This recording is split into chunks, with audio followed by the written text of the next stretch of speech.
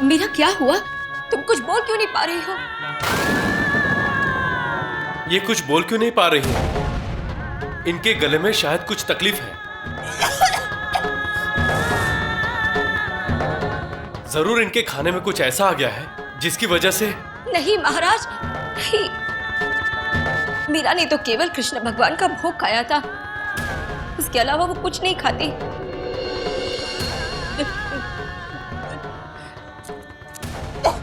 आप इन्हें इनके कक्ष में ले जाइए, मैं अभी राजवैद्य को भेजता हूं। वैद्य जी, क्या हुआ है मीराबाई को? वो बोल क्यों नहीं रही हैं? कुछ ज्ञात नहीं हो पा रहा है महाराज। लगता है इनके गले की कोई नब्ज दब गई है, उसकी वजह से ये बोल नहीं पा रही हैं। इसका कोई तो उपचार होगा वैद्य जी। मैं कुछ जड़ी आपको दे देता हूँ, समय समय पर इसे गर्म पानी में मिलाकर इसका काढ़ा बनाकर इन्हें देते रहिएगा। पर वैद्य जी, 2 दिन बाद मीराबाई बोल तो पाएंगी ना? ये गा तो पाएंगी ना? गाना तो दूर, इनके लिए तो बोलना भी वर्जित है। यदि इन्होंने अपने गले को थोड़ा भी कष्ट दिया तो इनके गले की नब्ज में सूजन आ जाएगी और मीराबाई हमेशा के लिए अपनी आवाज भी खो सकती हैं।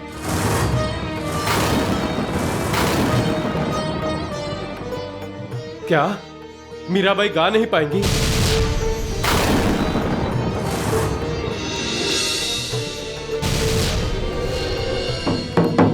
सुनिए सुनिए सुनिए सुनिए सुनिए सुनिए, सभी नगर वासियों के लिए एक दुखद घटना घटी है। मीराबाई की आवाज अचानक चली गई है। राजवैद्य ने उन्हें 15 दिनों के लिए अपने गले को आराम देने के लिए कहा है। पुजारी जी ने आज शाम को मंदिर में महाआरती का आयोजन किया है। उसमें आप सभी को सम्मिलित होकर मीराबाई के लिए भगवान से प्रार्थना करनी है कि उनकी आवाज जल्द ही वापस आ जाए।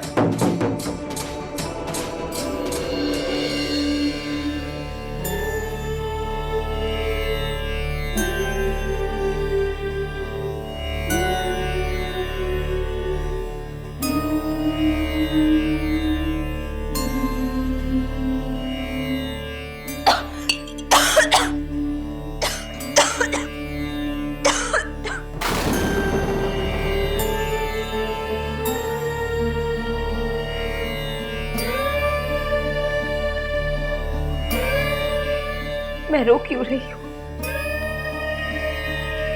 रोना आ रहा है इसीलिए रो रही हूँ, क्योंकि मेरा दिल रो रहा है। मीरा, मैं तुम्हें इस हालत में नहीं देख सकती। देखकर मीठे आंसू निकल आते हैं। पर 2 दिन बाद बादशाह अकबर तुमसे मिलने आ रहे, तुम्हारा भजन सुनने। जब सुन पाएंगे, अगर वो क्रोधित हो गए तो? बादशाह है वो, कुछ भी कर सकते हैं। मुझे तो बहुत डर लग रहा है मीरा।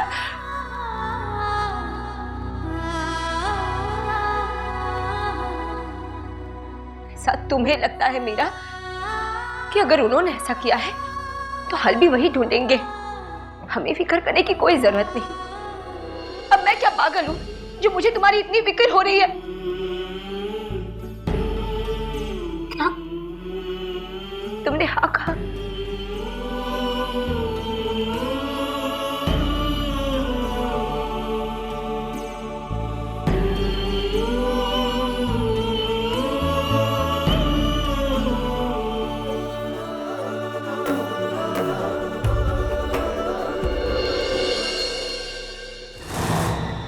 ये जाम मीराबाई के नाम। किसके नाम? मीराबाई के नाम। हाँ।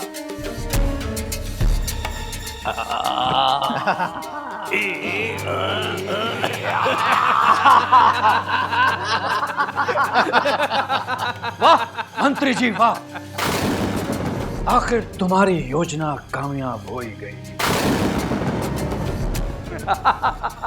आपको इतना खुश और चैन की सांस लेते हुए देखकर हम सबको बहुत खुशी हुई राणा साहब। नहीं,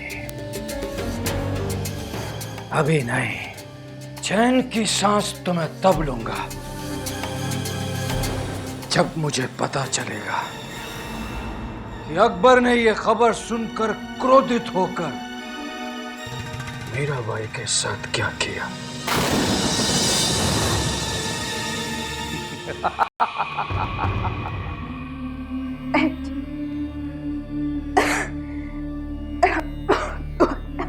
ना ना ना, गले पर जोर बिल्कुल मत डालिए मीराबाई, अपने गले को आराम दीजिए। वैद्य जी, मीराबाई की हालत में कोई सुधार आया? इनकी हालत ठीक नहीं है महाराज। अभी आपने देखा मीराबाई कहने की कोशिश कर रही थी कि उनका गला दुख रहा है, और मुझे लगता है कि इनके गले की नब्ज सूज गई है। ये अच्छी खबर नहीं है हमारे लिए। कल सुबह बादशाह अकबर द्वारका पहुंच जाएंगे। इतनी दूर से वो यहाँ केवल मीराबाई के भजन सुनने आ रहे हैं, और मीराबाई की ये हालत, अब हम उन्हें क्या जवाब देंगे? महाराज, मुझे लगता है कि हमें उन्हें सूचित कर देना चाहिए कि मीराबाई की हालत ठीक नहीं है, और वो जिस प्रयोजन से आ रहे हैं वो पूरा नहीं हो पाएगा।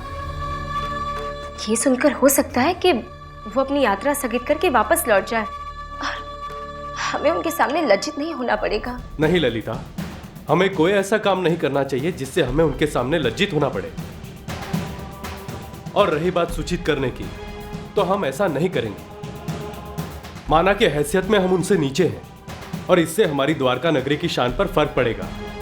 कहीं वो ये ना समझे कि हम उनकी मेहमान नवाजी नहीं करना चाहते। अब हम जो भी करेंगे सोच समझ कर ही करेंगे। महाराज जी, अभी तो कुछ सोचने समझने का समय भी नहीं है।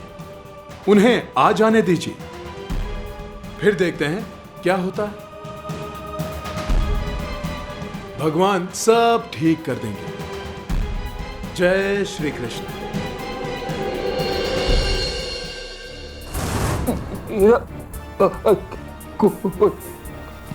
खबर? मीराबाई की कोई खबर? खबर तो ये है राणा साहब कि वहां सिर्फ मीराबाई नहीं बल्कि पूरी द्वारका की हालत खराब है। बादशाह अकबर के डर से वहां का महाराज कांप रहा है। कल सूर्योदय के साथ साथ बादशाह अकबर वहां पहुंच जाएंगे। उसके बाद बादशाह अकबर मीराबाई के भजन नहीं बल्कि मीराबाई बादशाह अकबर के क्रोधित स्वर सुनेगी।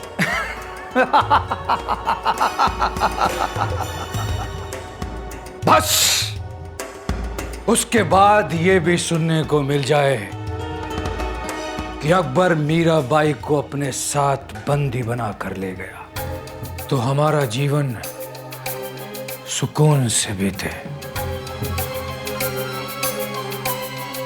मंत्री जी, बस आज की ये एक रात है, उसके बाद हमारी हर सुबह का सूरज हमारे जीवन से चिंता और डर गायब कर देगा। मीरा भाभी, हमने तो आपको यहां आने का न्योता भेजा था, पर आप भी दिल्ली जाना चाहती हैं तो इसमें कोई क्या कर सकता है।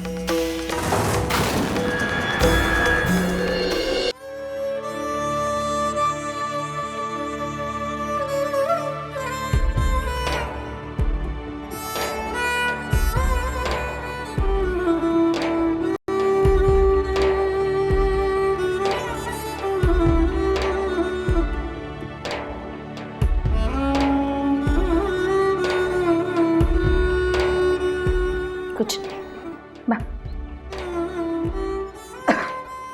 अब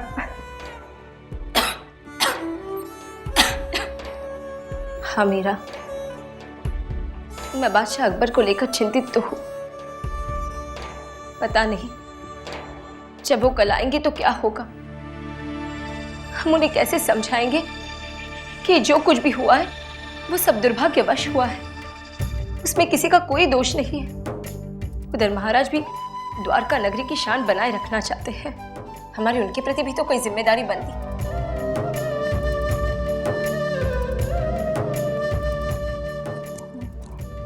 ये तो मैं भी मानती हूँ मीरा तुम्हारे काना हमेशा तुम्हारे साथ है। अब तो बस उन्हीं का सहारा है।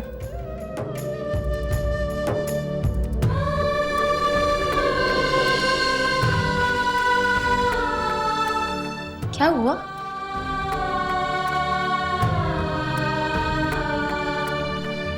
अपने कान्हा के साथ अकेले थोड़ा समय बिताना चाहती हो, पर इतनी रात का है, तुम्हें आराम भी तो करना है।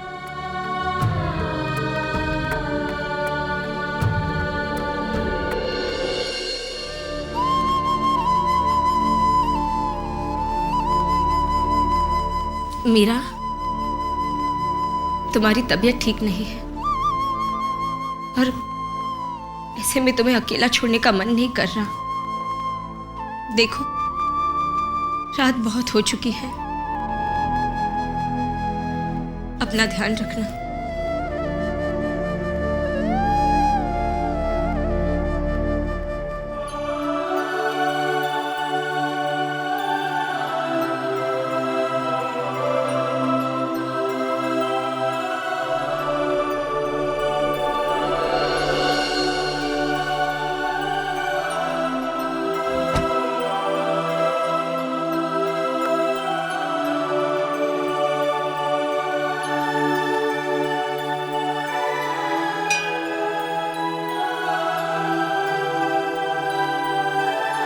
कान्हा, मैंने ललिता को हिम्मत से काम लेने के लिए तो कह दिया,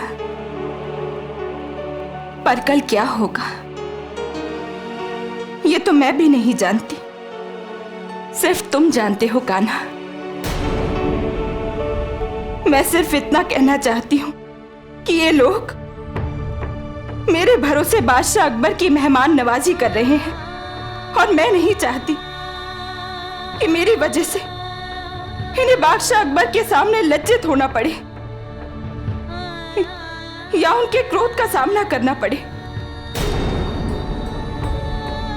इस मीरा की लाज रख लेना कान्हा, लाज रख लेना।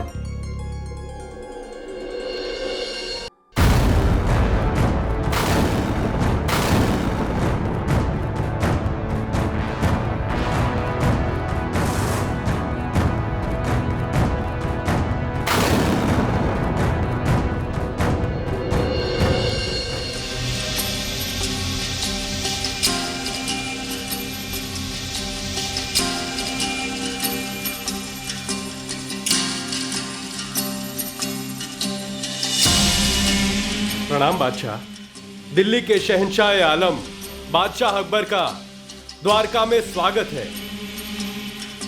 साथ ही उनके 9 रत्न में से सबसे प्रिय रत्न संगीत सम्राट तानसेन जी का भी स्वागत करता हूं।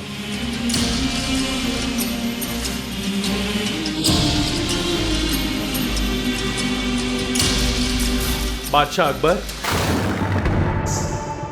आपकी सेना आपके साथ नहीं आएगी? एक सेना अपने बादशाह के साथ होती है और हम यहां बादशाह बनकर नहीं, बल्कि एक भक्त बनकर एक परम भक्त के दर्शन के लिए आए हैं। उनके मधुर भजनों को सुनने के लिए आए हैं। हम तो बस मीराबाई से रूबरू होने के लिए बेकरार हैं। ललिता दीदी, ललिता दीदी। बादशाह अकबर आ गए हैं और महाराज ने संदेश भिजवाया कि आप मीरा दीदी को लेकर मंदिर में आ जाएं। हे भगवान, बादशाह अकबर आ गए। तुम चलो, मैं मीराबाई को लेकर आती हूँ। जी अच्छा। मीरा, मीरा, मीरा दरवाजा खोलो। बादशाह अकबर आ गए हैं।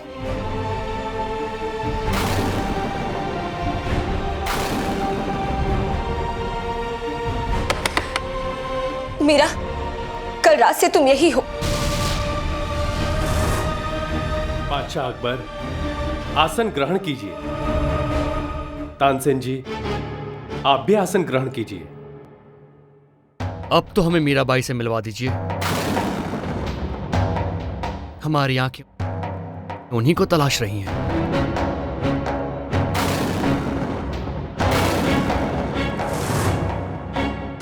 मीरा,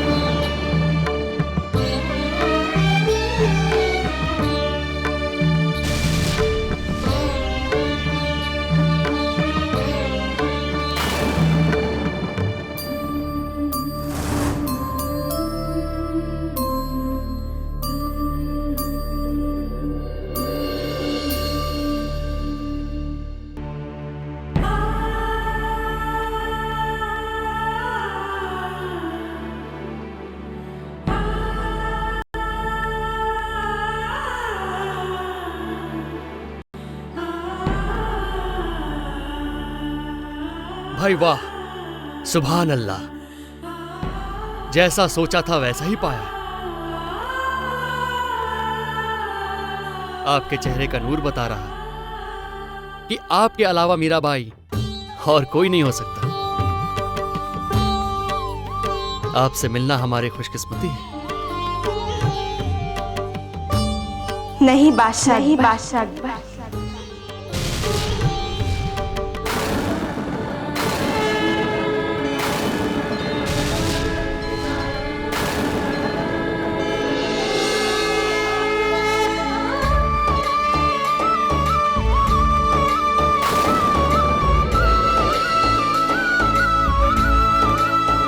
सौभाग्य तो मेरा है कि मैं आपसे मिल रही हूं।